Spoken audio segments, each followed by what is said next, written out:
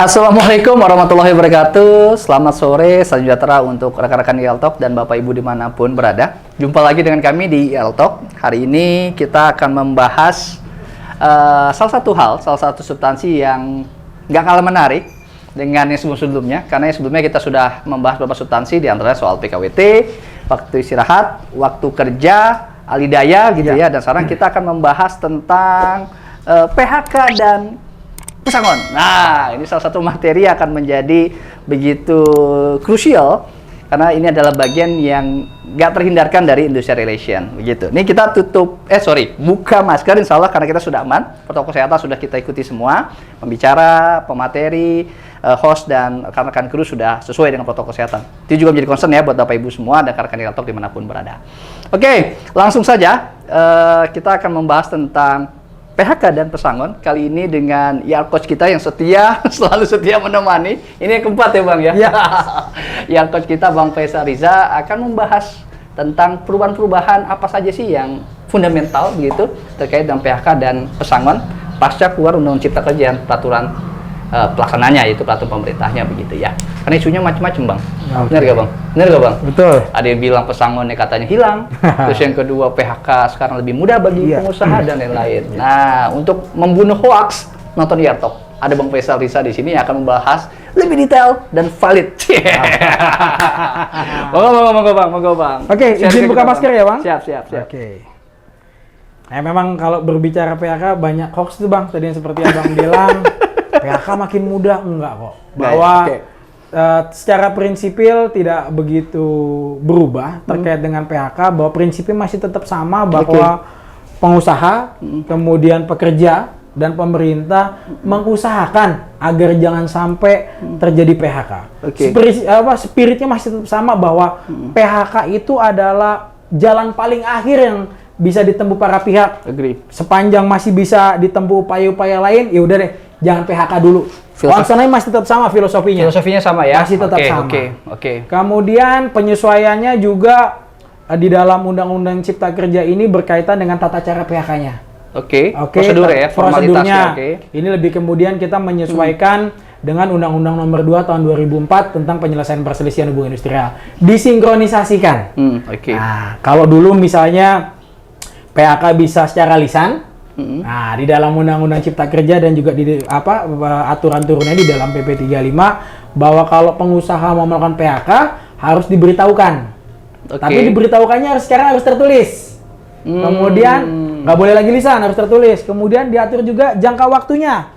Jangka waktunya adalah 14 hari sebelum. Nah, kemudian kalau misalnya pekerja masih dalam masa percobaan, jangka waktu pemberitahuannya cukup 7 hari sebelum. Oke.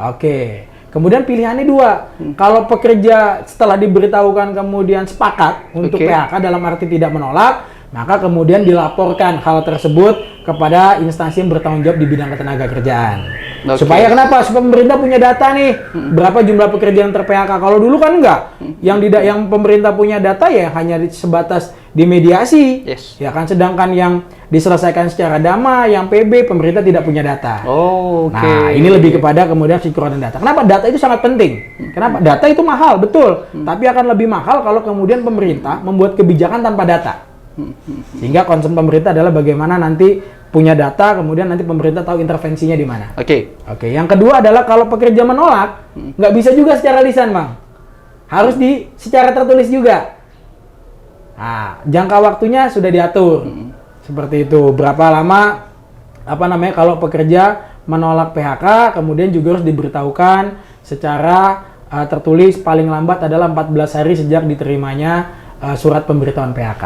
Nah, kemudian kalau pekerja menolak diselesaikan sesuai dengan mekanisme Undang-Undang Nomor 2 Tahun 2004. Tata caranya ada semacam perubahan ya, bahwasanya semua diformalistikan gitu ya. Kalau penyelesaian sih tetap sama Bang ya, tetap merefer pada 2004 ya, karena memang kan nggak ada perubahannya di situ ya. Formalistiknya demikian. Nah, yang kedua, kalau hukum kan bicara cuma dua, formil dan material. Tadi dari aspek formalistik atau formilnya. Sekarang dari materialnya, Bang. Kalau dari materialnya, hukum materialnya gitu ya. Untuk besaran kompensasinya ada penyesuaian. Bahwa besaran kompensasi PHK tergantung atau bervariasi dari alasan PHK yang bersangkutan dan juga dengan masa kerjanya. Oke. Kemudian yang kedua adalah perubahan besaran kompensasi, tapi dititik beratkan pada perubahan besaran uang pesangon. Uang penggantian masa kerja tetap. Oke. Kemudian yang ketiga bahwa untuk alasan tertentu terdapat besaran kompensasi PHK yang lebih tinggi. Misalnya untuk pensiun, kemudian cacat total, cacat tetap, akibat kecelakaan kerja, kemudian sakit berkepanjangan atau meninggal, itu lebih tinggi. Kemudian yang keempat adalah untuk alasan PHK tertentu, dimungkinkan dia tidak mendapatkan uang pesangon atau tidak mendapatkan uang penggantian masa kerja, tetapi mendapatkan uang pisah. Nah, untuk uang pesangon untuk masa kerja 1 tahun atau lebih masih tetap, jumlahnya masih sama. Kemudian uang penghargaan masa kerja juga tetap. Kemudian uang penggantian hak ada penyesuaian. Ada komponen yang hilang, yang disesuaikan, bukan hilang, disesuaikan. Yaitu terkait dengan uang penggantian pengobatan dan perumahan yang nilainya adalah 15% dari uang pesangon dan atau uang penggantian masa kerja. Kenapa kemudian hal tersebut perlu disinkronisasikan? Karena kalau kita lihat dulu dari sejarahnya adalah dulu kan terpisah nih, 5% sama 10% kemudian digabung menjadi 15%. 5% itu adalah berkaitan dengan uang penggantian pengobatan dan perumahan. Berkaitan dengan uang penggantian pengobatan. Kenapa? Kalau pekerja ter-PHK sudah tidak ada hubungan kerja, kalau dia sakit dia punya bekal yang tadi 5%. Nah, dengan adanya sekarang adanya undang-undang BPJS ya kan, bahwa ada perpresnya bahwa pekerja yang terkena PHK tetap berhak mendapatkan pelayanan kesehatan untuk 6 bulan ke depan. Disinkronisasikan, Bang. Disesuaikan tadi adanya undang-undang BPJS. Kemudian yang penggantian pengobatan perumahan tadi, ya kan dulu maknanya itu adalah sebagai kalau pekerja ter-PHK sebelumnya dia mendapat fasilitas perumahan, kemudian dikonversi. Nah, sekarang udah ada undang-undang Tapera. Nah, maka hal tersebut dikonversi atau disesuaikan supaya tidak menambah beban kepada pengusaha. Gitu. Karena tadi ada undang-undang BPJS, kemudian juga undang-undang Tapera. Supaya lebih adil, Bang. Ya, Bang, saya juga sering beberapa kali diskusi dengan beberapa karyawan gitu ya, yang mendekati usia pensiun. Nah, ini menarik ya. Ada gak sih hal-hal yang berkaitan dengan karyawan memang yang akan berakhir hubungan kerja dengan atas dasar pensiun dikaitkan dengan Cipta Kerja dan PP ini? Boleh sharing tuh, Bang? Kalau nggak galau lagi nih Bapak Ibu rekan-rekan IR yang di rumah yang mendekati pensiun nih. Kalau untuk usia pensiun, kalau kita lihat di Undang-Undang Cipta Kerja terutama di turunannya masih tetap sama, bilangan pengalinya adalah 2 kali. Jadi tidak benar kemudian banyak hoax yang muncul bahwa Undang-Undang Cipta Kerja menghilangkan pesangon karena pensiun. Masih tetap sama kok. Ada ya, tetap ya. 2. Seperti itu. Memang ya ada beberapa penyesuaian. Kalau dulu kita lebih dikenal berbicaranya adalah 1 kali PMTK atau 2 kali PMTK. Nah, sekarang bervariasi, Bang. Tergantung alasannya. Mulai yang dari terendah adalah 0,5, kemudian ada yang 0,75, ada yang 1 kali, ada yang 1,75, dan juga ada yang 2 kali. Gitu penyesuaian. Nah, kemudian yang menarik juga adalah meskipun di dalam Undang-Undang Cipta Kerja sama PP sudah disebutkan alasan-alasan PHK, nah yang menarik adalah dibuka ruang nih bagi pengusaha untuk menambah alasan lain, Bang. Di dalam selain alasan-alasan PHK yang sudah diatur, pengusaha dapat menambah alasan lain yang diatur di dalam PK, PP maupun PKB. Diberikan ruang. Alasan PHK tergantung spesifik dari industri bisnisnya. Gitu. Betul. Asalkan itu syaratnya satu, dimasukkan sebagai formalistik di dalam toolsnya ya. Iya, betul. PK, PP, atau PKB. Dan yang paling penting adalah ketika menambah alasan lain tersebut, harus jelas pertama adalah alasannya apa, kemudian unsurnya.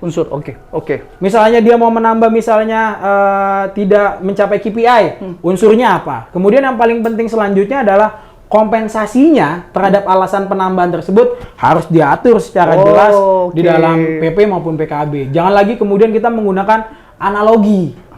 Nah, jadi harus jelas. Gitu, Bang. Jadi alasannya ada, PHK-nya ya, alasan PHK maksudnya, kemudian kompensasinya itu juga harus diatur untuk alasan-alasan tambahan ya, Bang ya. Alasan tambahan harus diatur itu secara jelas. Jadi kadang-kadang jangan cuma alasannya aja gitu ya, kompensasinya enggak. Supaya tidak menimbulkan perbedaan interpretasi ketika di dalam pelaksanaannya nanti ketika melakukan PHK. Siap, luar biasa. Kayaknya sudah hampir semua substansi tentang PP dan Cipta Kerja ini, Undang Cipta Kerja ini udah kita bahas.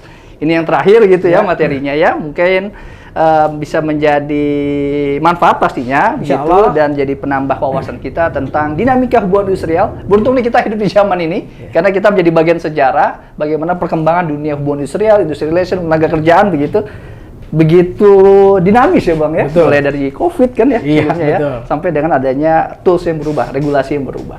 Oke, lagi-lagi saya closing, sebelum saya closing kalau ada pertanyaan di komen ya, nanti kita bisa tuliskan Bapak Ibu dan kita akan jawab pertanyaannya karena waktu kita terbatas, sengaja supaya lebih substantif gitu ya. Siap Bang. Siap Bang, thank you banget nih. Terima kasih atas kesempatan dari Eltalk yang bisa memberikan sarana buat kita jariah ilmu Bang. Siap.